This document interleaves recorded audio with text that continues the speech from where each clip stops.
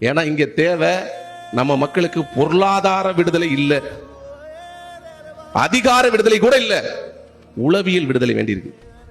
நம்மள ஒருத்தன் பார்க்கிற பார்வையே மாறுதேங்கிற அந்த உளவியல் விடுதலை மாறிடுச்சுன்னா நம்ம நிறைய சம்பாதிச்சுக்கலாம், நம்ம அதிகாரத்துக்கு தானா வந்துக்கலாம்.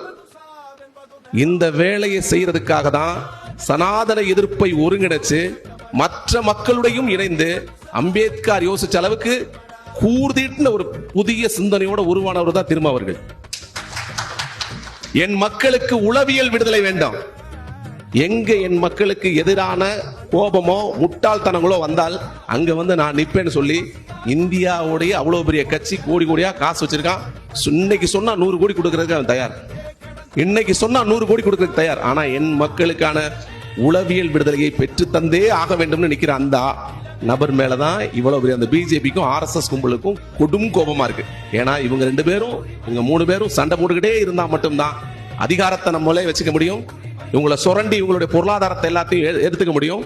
இவங்களுக்கு எல்லாமே கிடைக்காம ஒண்ணு அடியாளா இல்லாட்டி அடிமையா உருவாவதற்கு இந்த சனாதனம் தான் பயன்படும் அப்படிங்கிற ஒரு சிந்தனை விட்டு வச்சிருக்காங்க.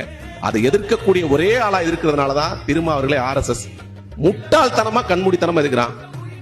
என்ன எதிர்த்தாலும் சரி தமிழ்நாட்டின் ஒவ்வொரு மகனும் திருமாவின் பின்னால் இருப்பார்கள்.